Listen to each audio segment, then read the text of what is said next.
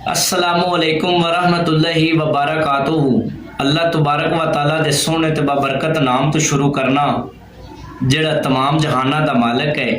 ते सजना की हाल है तुहाडा? उम्मीद करना कि तुसी सारे ठीक ठाक होसो ते अल्लाह ताला तुहाडे ते हज़ारा नेमतां ते बरकतां दा नज़ूल फरमाए। ते सोहणिया भी गल इंज है भी एक करनल साहब होंदे ने ते ओह डिग पौंदे ने खूह दे विच। ते जदों खूह दे विच डिग पौंदे ने ना ते उन्हां दे जिहड़े साथी ते सिपाही होंदे ने ना ओह काम की करदे ने, ओह एक रस्सा खूह दे विच सटदे ने कि साहब नूं विचों कढीए। ते जदों रस्सा खूह दे विच जांदा है ना ते करनल साहब उस रस्से नूं पकड़ लैंदे ने ते सिपाही जिहड़े ने ओह रस्सा छिकदे ने।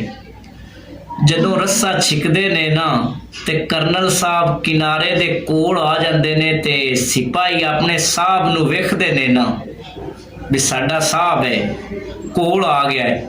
उदण उन्हां नूं ख्याल हुंदा है भी ये तां साडा अफसर है ते इहनूं सलूट मारना है। रस्सा छड्ड के ना ते सलूट मारदे ने ते जदों रस्सा छड्डदे ने ना करनल साहब फिर खूह दे विच लगे जांदे ने।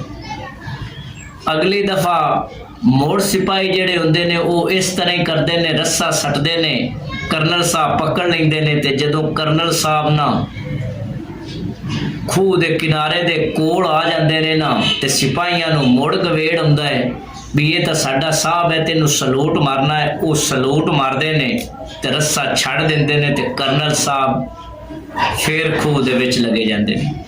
इस तरह 2-3 वारी करदे ने ना ते उन्हां सिपाहियां ते फौजियां दे विचों ना एक सिपाही फौजी जिहड़ा है ना वो सियाणा हुंदा है। वो आंदा है भी गल ये है भी इस तरह साहब आपां तो नहीं निकलना, तुसी इस तरह करो भी किसी वड्डे अफसर नूं ना जिहड़ा साहब तो भी वड्डा अफसर है ओनू बुलाया जावे ना ते वो आके ना रस्सा छिके ना ते साहब निकले उसी।